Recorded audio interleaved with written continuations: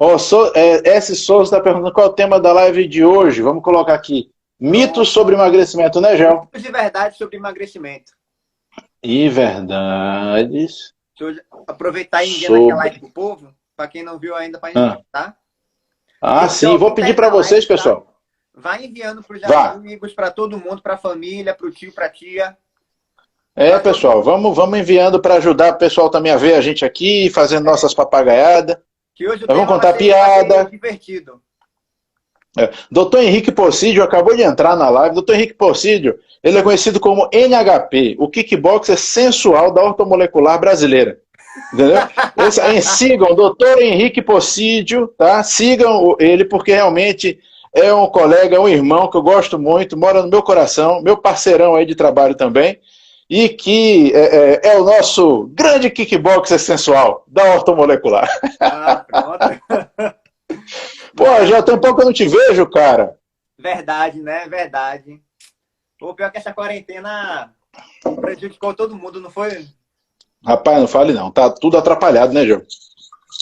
Tá A gente tudo. já tá sem aula lá há alguns meses, né? Que a gente não se vê lá na pós. Eu não sei se E você aí, chegou a quando perceber, voltar. mas até a TPM das minhas pacientes mesmo que estavam controladas, com essa quarentena, muitas ficaram desreguladas.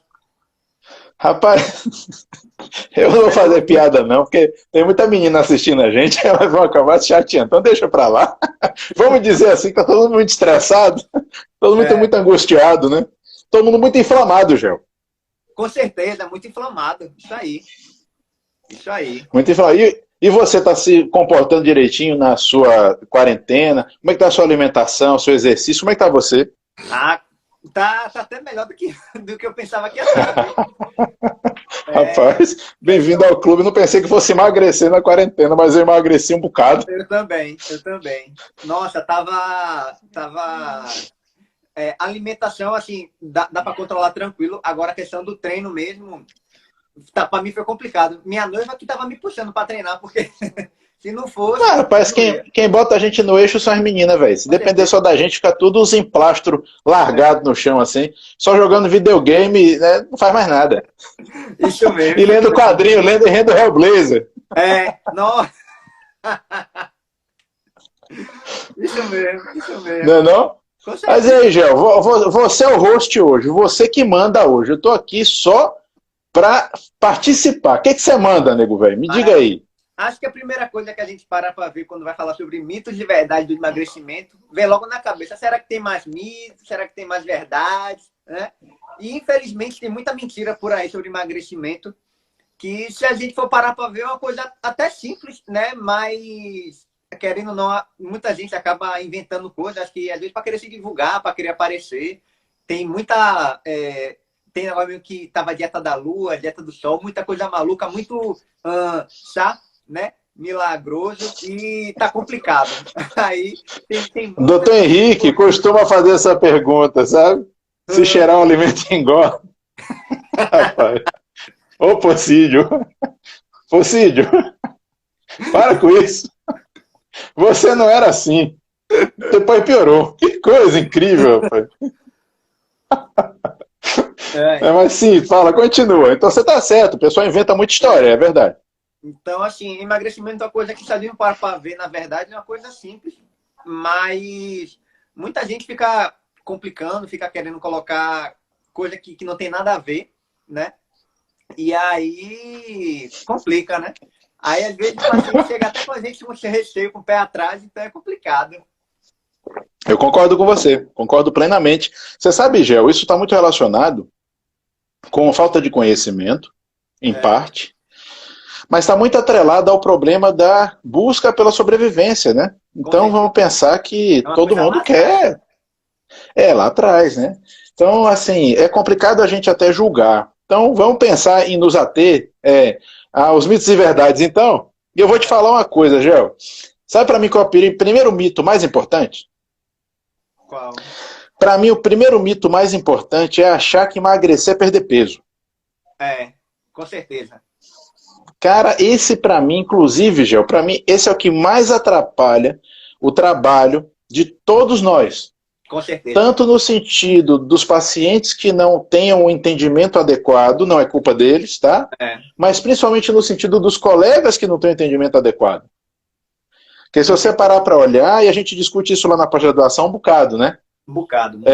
O paciente perder peso não significa que ele emagreceu, assim como ele ganhar peso, não necessariamente, assim como ele ganhar peso não significa necessariamente que ele engordou. E pensar que emagrecer seja uma relação direta de perda de peso é uma grande, grande falha, um grande engano. Com certeza. Porque quando sobe na balança, ali está mostrando só número, né? E ali não quer dizer nada. Então, IMC é a mesma coisa, né? IMC só é utilizado para estudo populacional, para grande população. E deveria continuar assim. E não usar como uma base, né, para saber se a pessoa está no IMC ideal ou não, porque isso daí pouco importa. Se for parar para ver um fisiculturista, o IMC dele vai estar de obeso, mas e aí? Não tem gordura quase nenhuma. Lembra daquele cara fraquinho, aquele cara chamado Arnold Schwarzenegger? Aquele que fez o Conan e tudo mais? Arnold Schwarzenegger, grande ícone do fisiculturismo. Arnold, quando foi Mr. Olímpia, cara, as fotos do cara são uma coisa assim absurda. Você olha para aquilo ali e você chora de felicidade com o resultado do cara. Né? Então, o que acontece? O IMC dele naquela época era quase 33. Foi o bicho... Não, o doutor Henrique, doutor Pocídio é uma pessoa peculiar. Irmão. Mas então, o IMC do cara, bicho, era quase 33. Então, para pensar, ele era obeso? Nunca. Quase obeso mórbido? O cara Mr. Olímpia, com a musculatura sensacional e com a gordura quase nenhuma no corpo? Então, incrível. E aí já podia fazer bariátrica. Pois é, se ele fosse pela norma, podia fazer bariátrica. Você vê que coisa louca. Então, cara, o peso é ruim, relação peso-altura de qualquer forma também. É interessante, Gê, eu lembrar uma coisa, cara. Uma coisa que eu conversei com vocês após uma vez, naquelas minhas viagens malucas, nas viagens do Atuador, né? Que é o seguinte, peso, bicho, você para pensar, peso é uma coisa que não existe. O peso é uma relação matemática, né? O peso é uma relação entre a massa do seu corpo e a gravidade do planeta. Então, seu peso na Terra, e inclusive dependendo da latitude que você esteja, ele pode variar um pouco, né? Ele vai ser essa relação. Então, ele não me diz, por exemplo, o que compõe seu corpo. Exato. Ele não me distingue. Então, se uma pessoa for muito obesa, ou se ela for muito musculosa, ela pode ser bem pesada dos dois jeitos. E aí é que está o grande problema. A gente não vai interpretar as coisas dessa forma. Vocês usam hoje muito a bioimpedância, que é um método interessante de avaliação. Não é perfeito, como nenhum é. Eu não acho, né? Eu prefiro quando vocês fazem as antropometrias mesmo. Eu também prefiro. Aquelas medições. É melhor, eu acho que vale mais a pena. E tem uma coisa, gente. Até quando eu faço a bioimpedância para paciente, eu também falo, esse valor daqui eu não confio tanto, vamos ver nas dobras, na circunferência, como é que tá tudo, para a gente ter um resultado. Eu acho que vale mais a pena fazer as duas coisas. A bioimpedância é muito legal para você avaliar grau de hidratação, né? Dá alguns outros parâmetros interessantes, então um complementa o outro. Agora, eu como não sou nutricionista, então eu acabo não apelando para esses recursos, né? O que eu faço, Gel? Eu uso uma medida só. Eu mido só a pança. Eu só meço a circunferência do abdômen. Porque é um fator de predição de problemas de saúde. E aí eu foco aí. Entendeu? Tanto você com a bioimpedância e a antropometria, quanto eu com a circunferência de abdômen, ambos as formas de avaliar são melhores do que o peso. Com certeza. Isso tudo é estudado, não é opinião nossa, né? Então, assim, é interessante a gente ver como hoje, a gente sabendo de tudo isso, ainda tem tanta gente acompanhando o peso, e é peso. E olha, que legal, perdi 5 quilos. Eu falo, não sei se é legal. Pode ser legal, pode ser ruim. Exato. Né? Ainda mais se o cara já tiver passado aí dos 40, igual a mim, começar a perder muito peso, às vezes pode ser ruim, tá? Complicado. Você já pode estar começando a ter uma relação massa muscular não tão boa. Menos Dr. Pocídio, porque o Dr. Pocídio ele é kickboxer, ele é um cara atlético, entendeu? Então ele é um cara diferenciado. Paulo, onde mede a pança? No umbigo? Paulo, eu meço na linha umbilical mesmo, no umbigo. Mas vai, Gé, eu tô falando demais, fala você. Não, Aí uma das coisas que a gente também para ver, ainda mais sendo nutricionista, é que muita gente imagina que uma alimentação, né, com muita salada, priorizando vegetais e tudo, vai ser mais saudável do que... Então tem muita gente até que a gente vê que tem medo de comer carne. E isso daí, quando a gente para ver até questão de densidade nutricional, a carne vale muito mais a pena você comer uma carne do que comer um prato de salada. Né? Até porque, como o Lembro que o senhor falou na aula da poli, se a gente for parar para ver, muitos dos nutrientes que tem, né, em folhose estão em vácuo de celulose. E a gente não, uma coisa que a gente não digere bem é celulose. Então, e não digere nada. É. Olha, Gel, você sabe que muita gente vai brigar com você porque você falou isso, né? Mas eu gosto que você é um menino corajoso. É por isso que eu te admiro tanto. Você é um menino corajoso, eu gosto disso. Também que teve foi outro. Eu vi. Mas tá jogando duro. É verdade, né? Não pode ficar cara, coisas, não. Ô, Gel, você vê. O Júlio tá dizendo que salada engorda. Elefante e baleia só come planta. Verdade. Verdade. Eu nunca vi um tigre gordo. Nunca vi um tigre gordo. Aí. Isso deveria ser observado, né? Cara, deixa eu falar. Ó, você falou uma coisa super importante, Gel. Você falou sobre densidade nutricional. Sabe aquela relação entre a quantidade de nutrientes e o volume do alimento, ou a quantidade de nutrientes e o volume calórico do alimento? Pode-se fazer essa relação de várias maneiras. Mas de qualquer maneira que você fizer, você vai perceber que a densidade nutricional dos vegetais ela não é tão grande quanto a densidade nutricional dos alimentos de origem animal para boa parte dos nutrientes. Existem nutrientes específicos que estão presentes nos vegetais que mostram ser interessantes para a gente de diversas formas. Só que aí eu particularmente não minto para você sabe. Eu prefiro tomar isso então manipulado numa cápsula. Exato. E por que eu prefiro? Porque eu acho que a forma manipulada é melhor do que a natural? Não. Mas é porque pela via natural eu não vou conseguir nunca aquela quantidade. Exatamente. Que eu descobri que faz bem, não vou. Então você vê, é engraçado quando o pessoal fala que vai tomar vinho por causa do resveratrol, sabe, Gel? Vou tomar vinho por causa do resveratrol. Cara... Pode ser desculpa também, né? Pra querer beber acontece. Mas assim...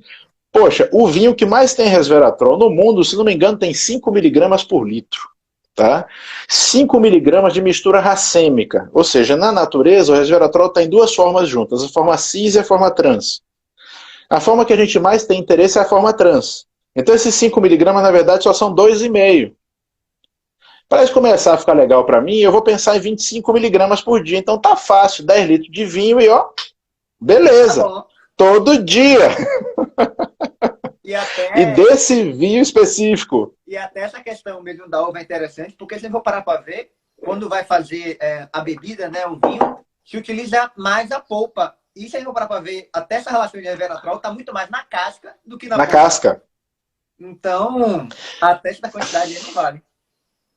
Então, ver, né? Mas você vê, Gel, a gente fala dessas coisas, são coisas lógicas, são coisas demonstradas, né? Não tem nada de viagem louca. Né? Então, assim, tá tudo aí. É importante que o pessoal comece a olhar para essas coisas, porque, assim, o que a gente tem hoje? A gente tem um monte de informação lugar comum. Se a gente quisesse nós dois fazer um perfil de saúde no Instagram para bombar, era só a gente fazer um monte de lugar comum. Sabe quando você vai repetindo aquelas coisas que todo mundo acredita? É tudo mentira. Mas você repete aquilo que todo mundo acredita? Pronto, você faz aquilo ali, vai bombar, porque infelizmente a maioria esmagadora das pessoas está submetida a uma carga de informação errada muito grande. Ah, Adolfo, você está dizendo que todo mundo é errado, só vocês são certos? Não, não é isso. Até porque essas informações que a gente traz não são nossas. Não são nossas. A gente está reproduzindo informações que vieram de outros lugares. Grande doutor Marcelo Códia. Esse cara é muito bom, viu? Cara bom mesmo. Uma honra ter você aí também, amigo. Que passou aqui, que é interessante a gente falar depois, viu? Qual foi, Gel? Gui Henrique Possídio. Quem não consome lácteos tem deficiência de cálcio. Essa foi boa. Foi boa, mas eu sei porque ele está perguntando isso. Vamos responder? Vamos. Vá, comece por você. Bom, se a gente for para ver em relação a cálcio, né, de leite e tudo mais, não tem essa quantidade toda que a gente precisa, né? Então, não desmerecendo, mas até se a gente for ver alguns folhosos verdes escuros acabam tendo até mais cálcio do que o próprio leite, né? Então, acho que essa associação do leite e do osso, eu não sei de onde surgiu, né? Mas tá aí, muita gente... Ela foi meio forçada. Foi meio forçada. Como sabe onde é que tem muito cálcio bom? A refeição mais importante do dia é outra. Que é um calo no pé de muita gente. Até hoje. Café da manhã é a principal refeição do dia. Quem mais difundiu isso foi um cara chamado Kellogg, criador do sucrilho. Ah, pô, bicho, não é uma boa. Esse cara, ele era tão legal, mas tão legal, que ele preconizava o uso de cereais com jovens para diminuir o impulso masturbatório. E ele preconizava que as meninas jovens que tivessem muito impulso masturbatório fizessem a cirurgia de remoção de clitóris para poder melhorar. Olha que cara legal. Né? Eu vou seguir uma coisa que um cara desse fala? Não vou. Mas assim, voltando para os lácteos, você falou, é muito verdadeiro, Gel. E tem outro detalhe. Boa parte do cálcio que está no leite em si, a nossa capacidade de absorção e aproveitamento, ela não é tão maravilhosa. Sem contar que tem um detalhe, cara, sabe um lugar que tem muito cálcio bom? Carne. Exato. Comer o tutano do osso. Roer o osso. Exato. Por que não? Você sabe, eu fico lembrando hoje como meus avós comiam, sabe? E assim, aquilo para mim era muito diferente. Mas hoje eu sei o quanto eles comiam de uma forma muito mais sábia e muito mais saudável. Porque eles comiam essas coisas todas que nos parecem mais primárias, né? E as vísceras, e aproveitavam aqueles ossinhos e o tutano e tudo mais, e que, para mim, por exemplo, eu fui criado sem comer nada disso direito. Hoje eu estou tendo que reaprender todas essas coisas, porque hoje a gente sabe o valor que isso tem, né? Estamos redescobrindo. Nutricional é uma educação. É uma educação, né? É um readestramento, né? Estou readestrando de outra maneira. Então, eu estou tendo que me reconstruir nesse sentido, cara, porque eu fui criado sem nada disso. E muitos que estão nos assistindo passaram por isso também, como que esses alimentos, assim como vísceras, como todas essas partes, como tutano de osso e tudo mais, como se fossem coisas desprezíveis, quando na verdade, pessoal, são as coisas mais nutritivas, essas coisas mais importantes. Todo mundo deveria ter isso na alimentação, né? E hoje a gente não tem. Então, cara, você sabe que isso tudo, né, Gel, é resultado de um processo econômico, comercial, que remonta para os Estados Unidos. Né? Cara, é dinheiro, velho. Não tem outro. Bicho, remonta lá aos Estados Unidos, Gel, lá no início do século XX, cara. Então, aí é uma história longa. Quem sabe daqui a pouco a gente conta. Tem outra pergunta aí? É um bom tema para a próxima live, hein? Eu acho excelente tema. Se você quiser, a gente faz. Ah, pronto. Maravilha. Ele vai conversar para ver, então. Olha, Maratusa tá dizendo que fez uma carne de carneiro, só lembrei de você e Mariângela, cheia de tutano. Ah, é minha sogra! Aí. Que bom. Poxa. Rapaz, ó, repare, discussões familiares fora da live. Hoje a gente tá falando pé de galinha. Você sabe que pé de galinha é rico em colágeno, né? Com certeza. Pé de galinha é bom para dores articulares. Às vezes a gente compra uns produtos caros, sabe? Que vendem e que são bons, tá? Não são ruins não, mas que você poderia fazer em casa. Era só você fazer um caldo de pé de galinha e você já tinha ali um colágeno de altíssimo valor. Exatamente. Então, acho que quando o povo para, né, assim, atualmente, né, para ver, aí acha que comer vísceras, comer pé de galinha, fazer até um caldo, né, de osso, fica parecendo uma coisa muito ancestral, muito ultrapassado. Quando, na verdade, isso daí é o que realmente a gente deveria estar continuando fazendo. Né? Não devia ter parado. Perfeito. Não devia ter nunca parado.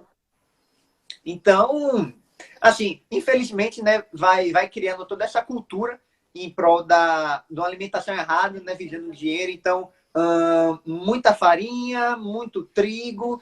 Isso daí tudo acaba que só trouxe prejuízo. Só trouxe prejuízo. Prejuízo, Olha, Gel, você sabe que eu trabalho com aquela ideia, né? Que eu já conversei com você isso. A gente só deveria comer o que a gente poderia comer cru.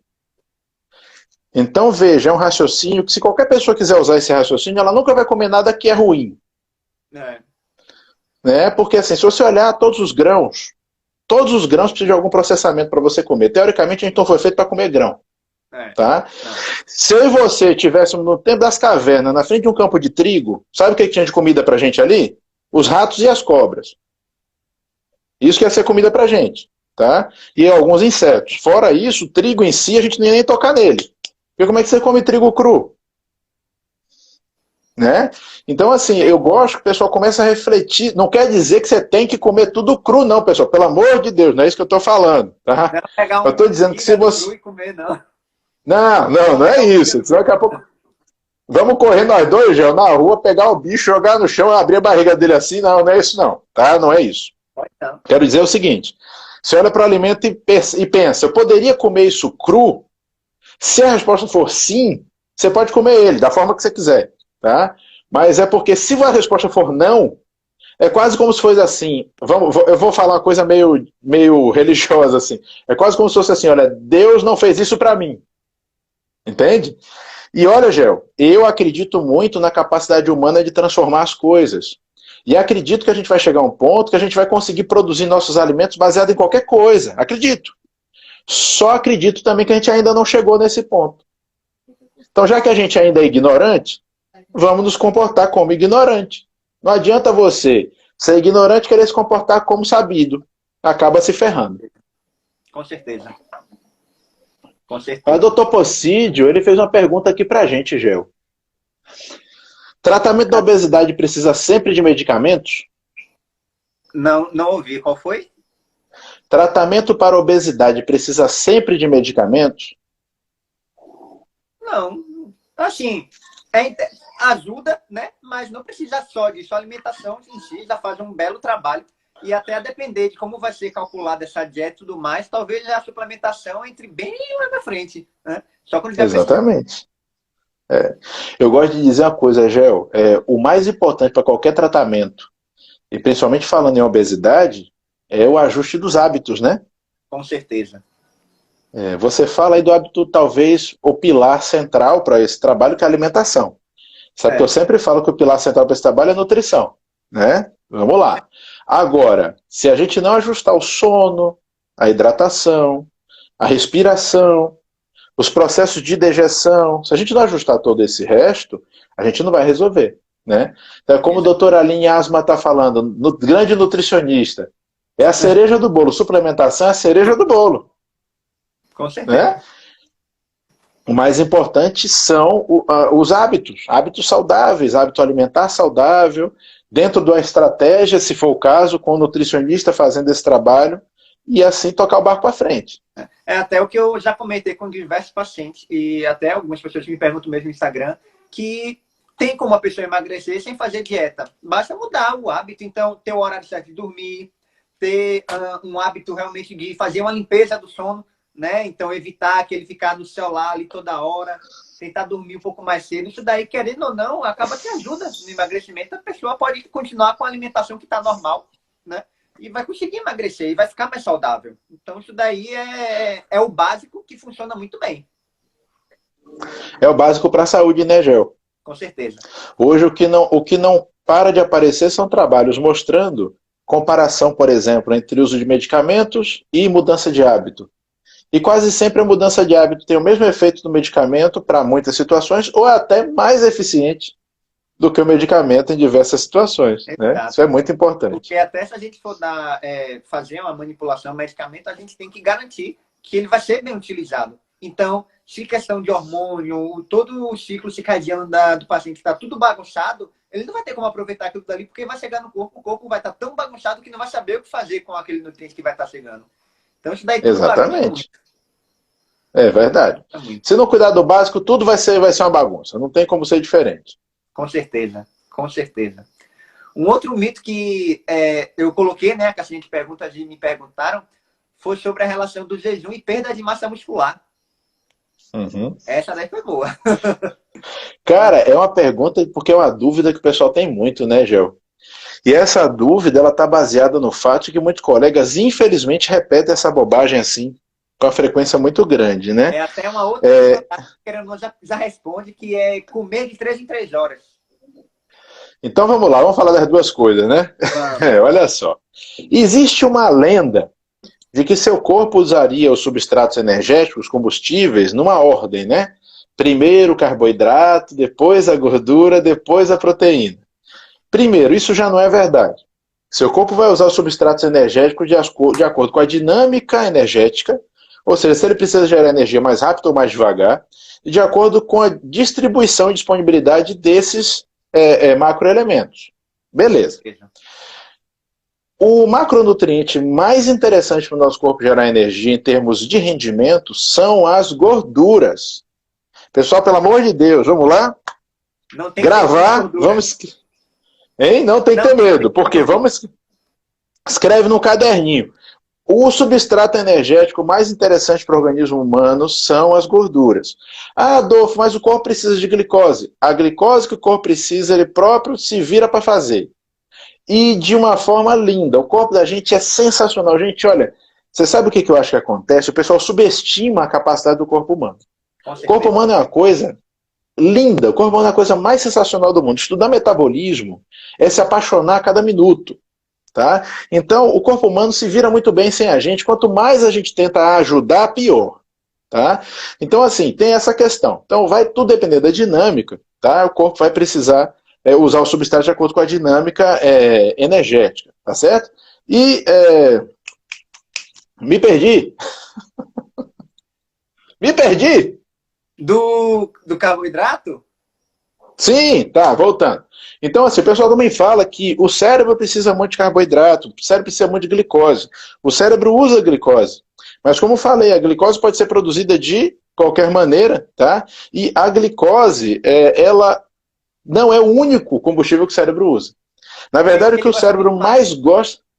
Corpos cetônicos, que vem do metabolismo das gorduras, né?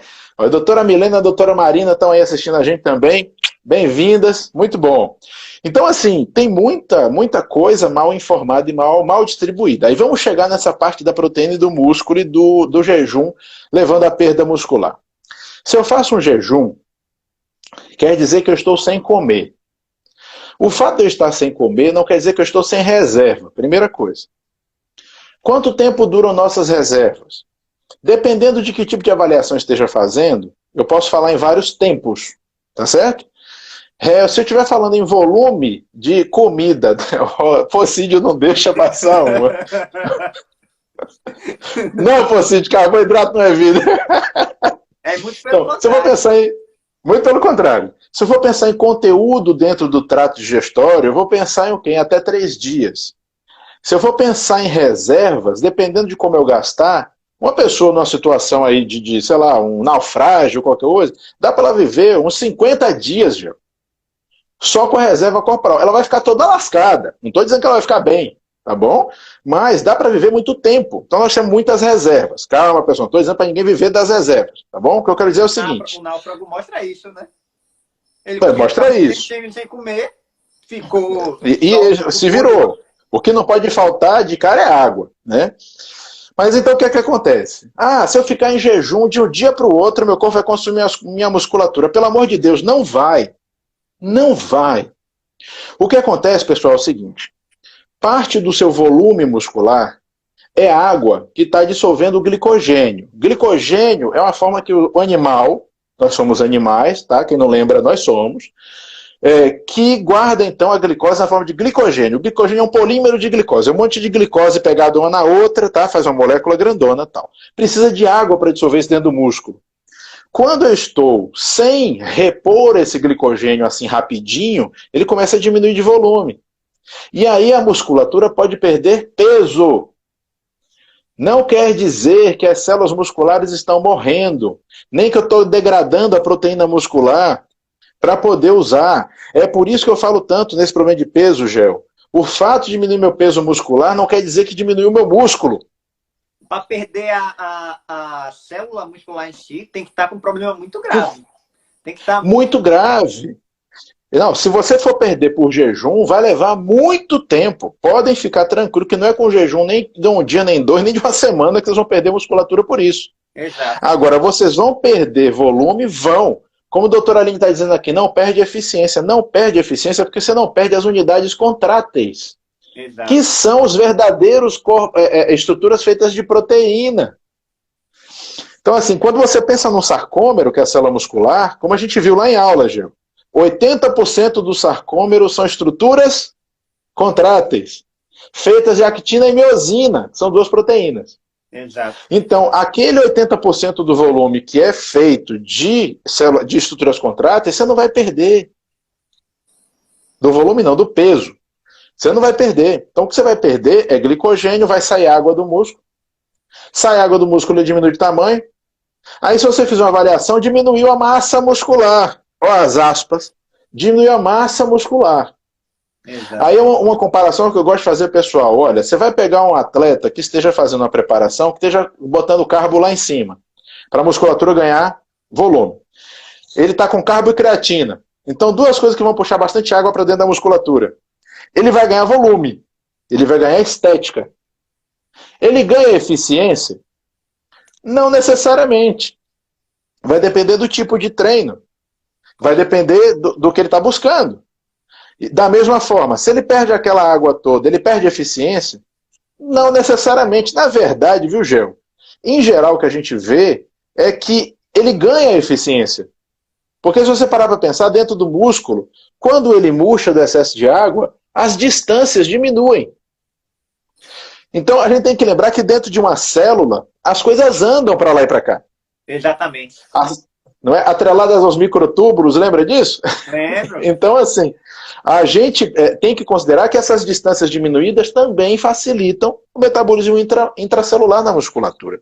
É tudo isso associado. Aí o doutor Henrique Possidio está falando, carboidrato aumenta o volume muscular e proteína aumenta a massa muscular. O raciocínio seria exatamente esse. Exatamente. Né? Então, o jejum não vai fazer perder massa muscular, tá? Na verdade, o jejum faz você perder muitas células velhas. O jejum faz você perder muitas células doentes. Tá? O jejum é uma coisa muito interessante, feito de uma forma orientada. Eu fiz com a doutora Aline Asma uma live sobre isso. Feito de uma forma orientada. Infelizmente, o Instagram ele tá com essa marcação também. Nem sempre ele grava as lives. Vamos torcer para nossa gravar, tá? E a gente perdeu a live. Mas, assim, o jejum feito com orientação, pessoal, é uma ferramenta terapêutica extremamente valiosa. Com certeza. Olha o que eu estou falando. Jejum é método de emagrecimento? Não. Não.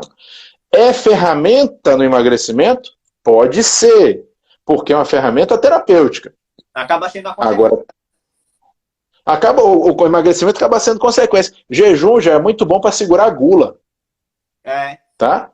O doutor Possidio está dizendo, jejum ativa sirtuínas. Jejum é uma atitude de ativação hormética. Ou seja, faz com que seu corpo se adapte a situações menos favoráveis. Isso é sempre bom. Sempre bom. Aumenta a atividade mitocondrial. Mas essa foi uma das perguntas. Teve a outra, João. Uma foi do jejum. 3 horas. Cara, vou te contar a história. Vou contar um caos. Tá? Velho a miséria, foi contando caos. Seguinte, quando eu tinha lá meus 12, 13 anos, quando eu comecei a estudar com minha mãe nutricionista, que eu sou colega, né? Amélia Duarte, eu entrei em toda essa área de medicina ortomolecular tal, graças a ela, né? Eu tinha 12 anos, ela chegou do Rio, ela tinha tido aula com o Dr. Elon Póvoa, nosso finado, um dos nossos grandes patronos, né, da ortomolecular, um dos grandes. E ela chegou com aquela novidade, olha só, a gente está com uma ideia agora, vamos, Gabriel, o melhor pois é, doutor Elion, eu gosto muito de todos os meus professores, mas realmente eu tenho uma referência muito especial a ele também, Gabriel. Olha só, eu cheguei com a novidade, agora para o paciente não sentir fome, quando a gente estiver transitando de uma dieta para outra, a gente vai dizer para ele comer de 3 em 3 ou até de 2 em 2 horas para ele não sentir fome. Era uma estratégia, Gê, uma estratégia dietoterapêutica. E observe, uma estratégia dietoterapêutica que a gente pode usar até hoje como estratégia de migração de uma dieta para outra. Com certeza.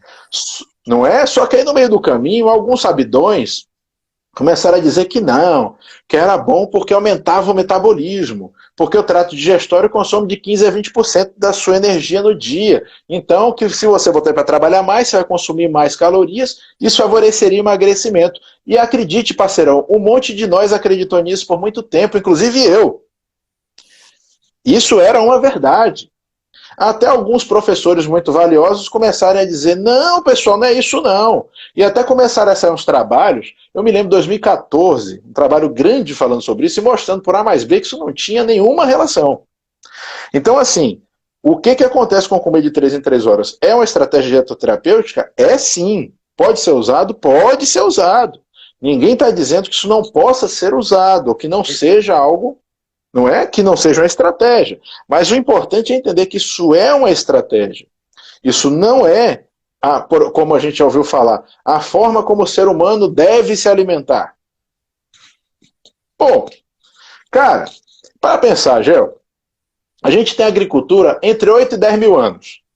Nós estamos no mundo há mais ou menos 200 mil anos. Como é que sobreviveu o resto do tempo? Não tinha agricultura, não criava animais. Era caçador-coletor. Não tinha sucrilho na Como mesa. é que...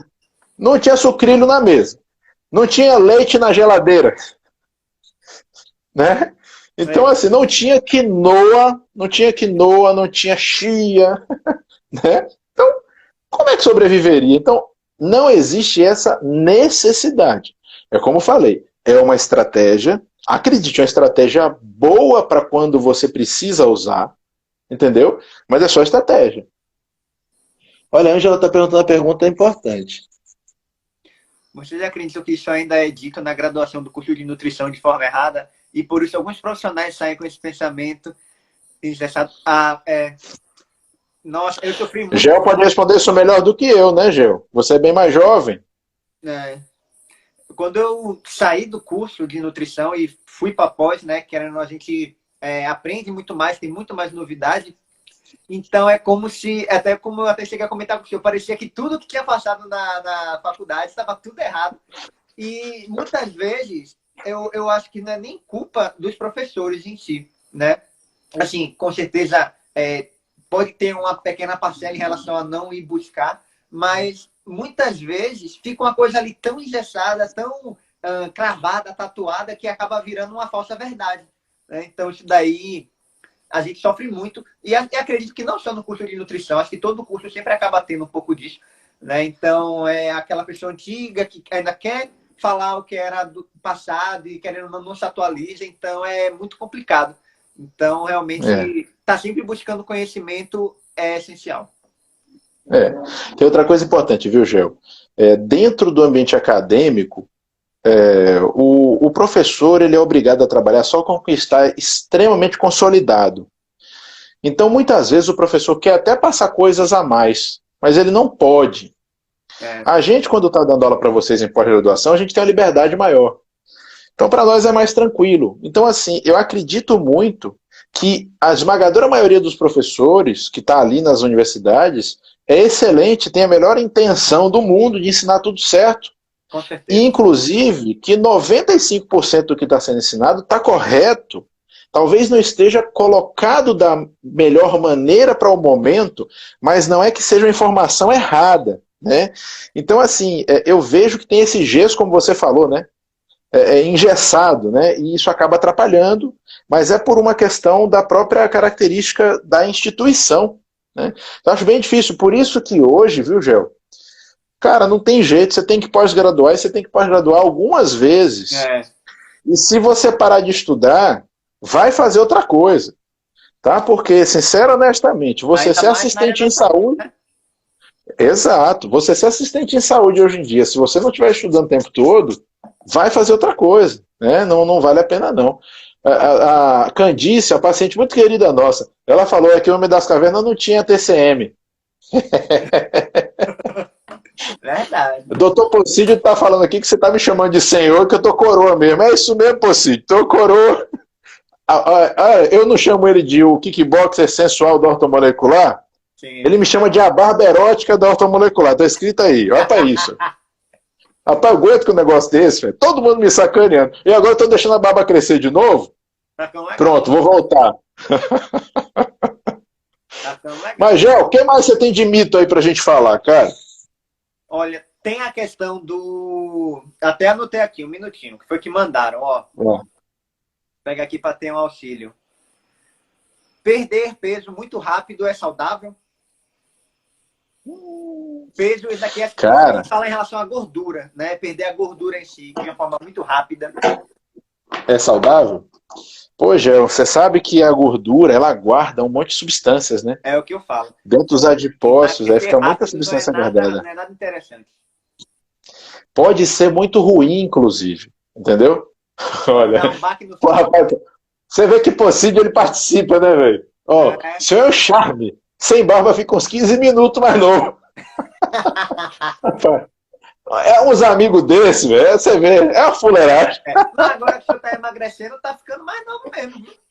Rapaz, tomara que eu consiga ficar, ao invés de 15 minutos, 30. É, Mas então, emagrecer rápido pode ser ruim, porque você pode ter muitas substâncias tóxicas ou não interessantes dissolvidas na gordura que está dentro dos adipócitos. com certeza. Então, isso pode não ser interessante. Outra coisa, emagrecer rápido pode ser extremamente oxidante. Então, emagrecimento rápido pode promover envelhecimento também rápido, se você não tiver tomado os devidos cuidados. Nesse caso, viu, Gel, eu acho que a suplementação se torna fundamental. Com certeza. Não é porque você não vai conseguir manter tudo com a alimentação. Então, não tem jeito. Aí Carolina está perguntando, realmente uma mulher depois de 45 não consegue emagrecer tão rápido como antes, fica mais difícil? Não só as mulheres, Carol, né? Todo mundo. todo mundo, tá? Vai passando o tempo, emagrecer se torna mais difícil, mas em muito também porque ganhar massa muscular se torna mais difícil. Com certeza. Eu acho que o elemento mais importante do emagrecimento, pessoal, não é a perda de gordura, na minha opinião, tá? Na minha opinião, o elemento mais importante do emagrecimento é a reabilitação e requalificação da musculatura. Com certeza. O doutor Henrique está perguntando, doutor Possídio, eu não gosto de chamar de Henrique, não. Doutor Possídio, nome de delegado. Qual o percentual de gordura baixo compromete a síntese hormonal?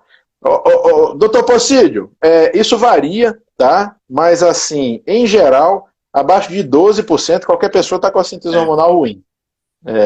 Homens ou mulheres, é ruim. Até legal, né, Gel? Para a gente poder falar que percentual de gordura não é quanto menor, melhor.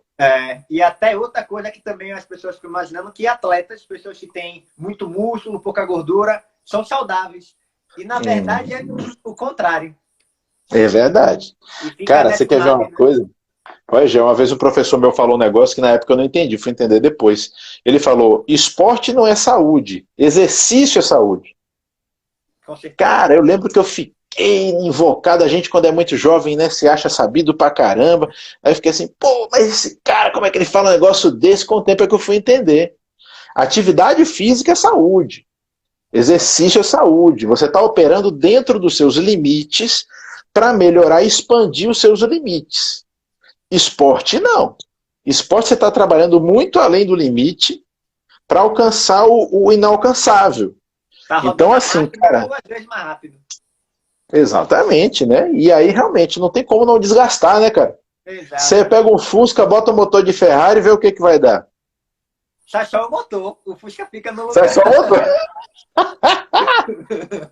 É isso mesmo, né? Menos Dr. Possídio. Dr. Possídio, ele tomou o soro do super soldado, aquele mesmo que fez o Capitão América virar o Capitão América. Foi assim que ele se tornou o nosso kickboxer, entendeu? Aí. Com certeza. Atleta é paciente. Que perguntaram foi em relação a carboidrato à noite engorda. O que você diria sobre isso, Gel? Olha, como eu gosto de trabalhar em relação com os pacientes que, né, como eu trabalho na linha do emagrecimento e da saúde da mulher, quando a gente falar principalmente saúde da mulher, né, mulheres que têm síndrome de ovário policístico e por aí vai, então, quanto menos inflamação ela tiver, melhor. Então, por mais que a gente queira, tem que realmente diminuir esse excesso de carboidrato. Leite também é uma coisa que eu tiro, né? Dessas pacientes para diminuir a inflamação. Para emagrecimento, eu não gosto de trabalhar com carboidrato à noite. Eu gosto de colocar proteína e gordura à noite. Então, é aquele negócio. Vai comer ovo com queijo, um pouquinho de bacon, então comer uma carne e vai dormir satisfeito. Mas carboidrato à noite eu não gosto de trabalhar. Eu não acho uma coisa se eu parar para ver, eu não acho uma coisa muito inteligente para se fazer com o corpo. Você colocar uma carga assim grande, né, de glicose, né, carboidrato à noite, para o paciente já está perto do horário de dormir. Então, eu não gosto de trabalhar, eu não acredito muito, não. Não gosto de Aí trabalhar. você veja que legal. Olha só como sua resposta é legal. Você falou, eu não gosto de trabalhar. Essa é a sua estratégia. É, E isso é a forma como você tem trabalhado com os seus pacientes e tem funcionado. demais. Você não disse hora nenhuma que não pode. É, É tudo uma questão de estratégia. Então, assim, quem tiver dúvida sobre se carboidrato engorda à noite, eu digo o seguinte, pessoal, tudo depende da estratégia que você está usando. Se você me perguntar se eu acho bom usar carboidrato assim, eu não acho não. Eu prefiro que não use. Eu penso igual a você. Agora, eu não estou dizendo que não pode. Depende muito de o que você quer alcançar e como é a estratégia que o profissional que está cuidando de você está aplicando. Né? Sem contar, Gel, tem aquele detalhe, né? Carboidrato, aí você vem perguntar, mas qual? Porque uma coisa é você usar um carbo de índice glicêmico baixo. Outra coisa é usar um de índice glicêmico alto. Então, entre você comer um pão, ou você comer uma batata doce, ou você se encher de fibra, que também é carboidrato, mas você não vai nem ter digestão, exato. é totalmente diferente, né? Ó, tem duas aqui ótimas, tá? Que é assim, é dessa Oliveira. Jeana. Isso, pode comer ovos todos os dias e, em sequência, ela pergunta, quem tem colesterol alto pode comer ovo todos os dias? Vamos lá, olha. Comer ovo todo dia, mas tem que comer. Comer ovo todo dia só faz mal para uma pessoa, a galinha. Que ela tem que ficar se esforçando para todo dia botar aquele treco, porque não deve ser agradável passar aquele negócio, né? Então, assim, vamos pular os detalhes sórdidos. O que eu quero dizer?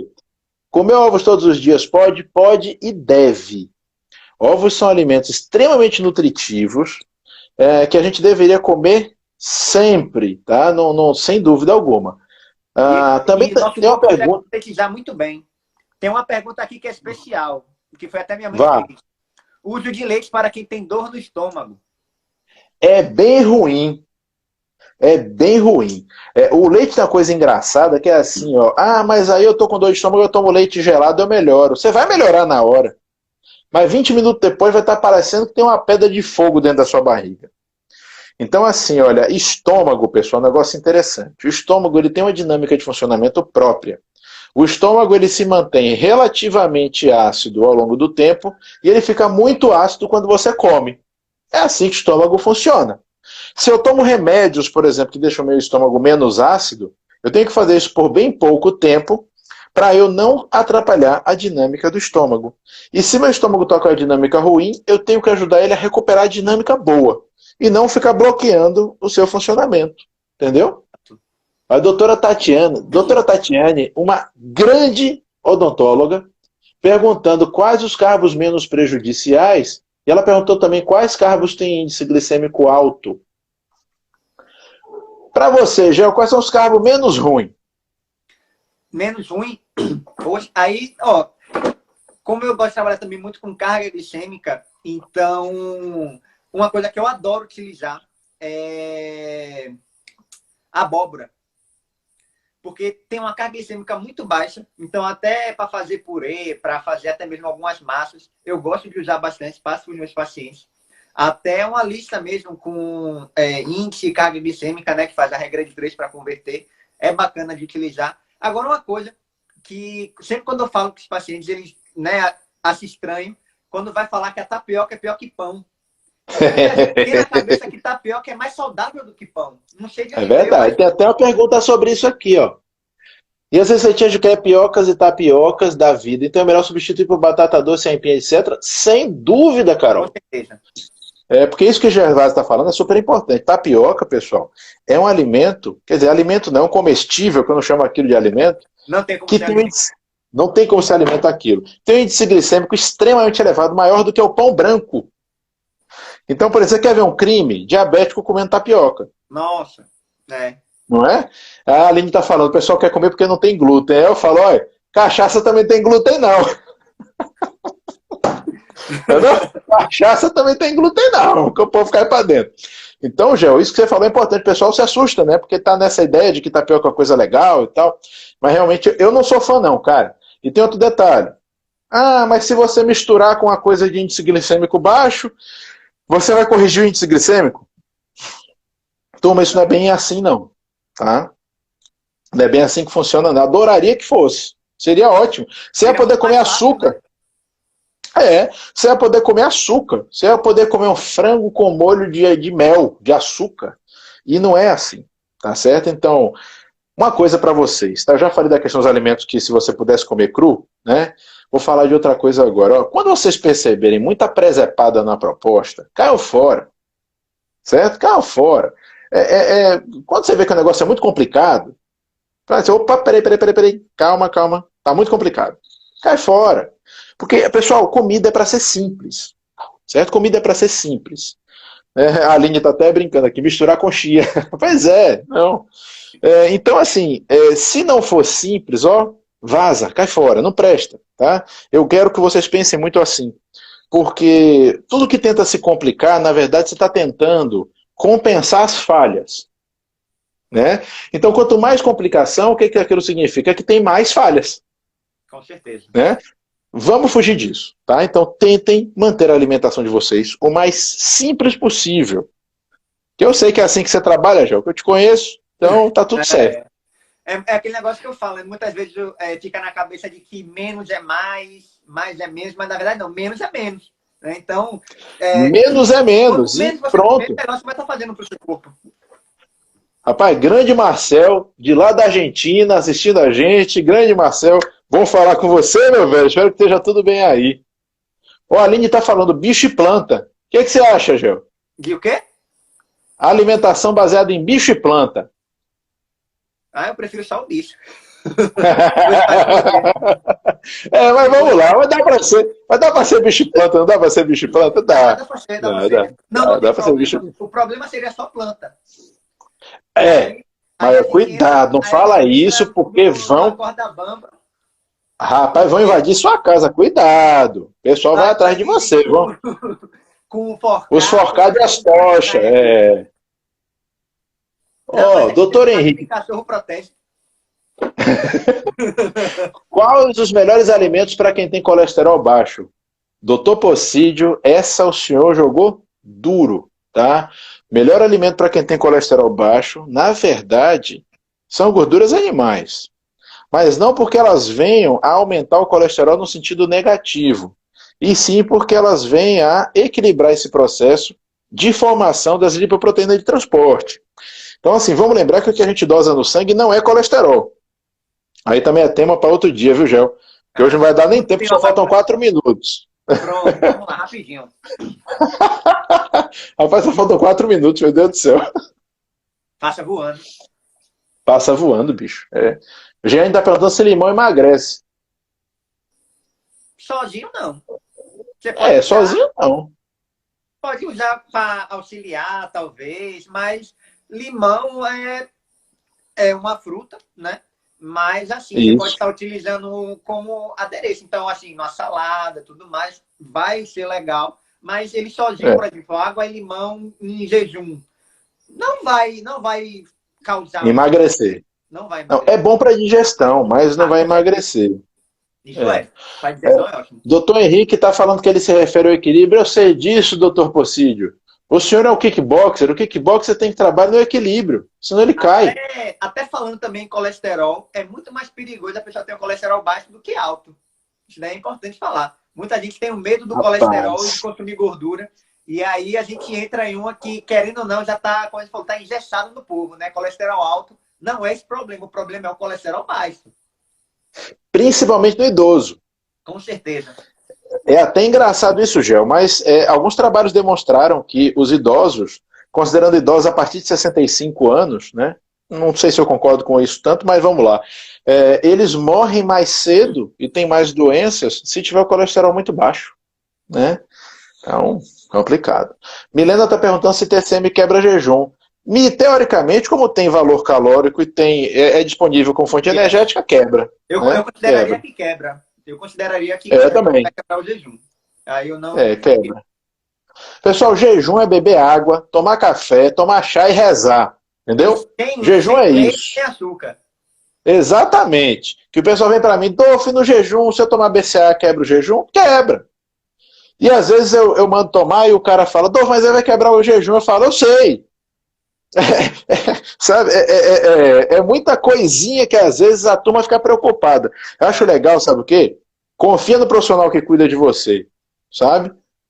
Olha só, grande Maurição! Tão bom ver nutricionista atualizado. Parabéns, tá te dando os parabéns. Ah, obrigado, obrigado. Maurício e Tati são casais. Maurício e Tati são um casal excepcional, grandes amigos, grandes desenvolvedores de ciência por iniciativa própria, tá? Eles dois são sensacionais, estudam e aplicam e praticam já o carnivorismo. Grande Ícaro Alcântara. Nessa do carnivorismo, só que, querendo ou não, fica um pouco complicado dentro de casa. Mas depois de passar a quarentena, né, a gente conversa sobre isso.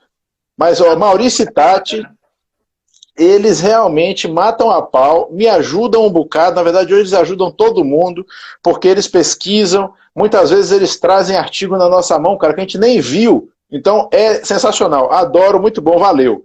O Ícaro Alcântara, grande amigo de Brasília, já fizemos algumas lives juntas, um grande ortomolecular de Brasília, que eu admiro demais, foi o cara que me colocou nesse negócio de aula online, congresso online. Foi me inspirado nele que eu escrevi aquele meu livreto, cara. Grande Ícaro, é outro grande amigo. Fala doutor Henrique Possidio, né? Vem ele de novo com a barba erótica.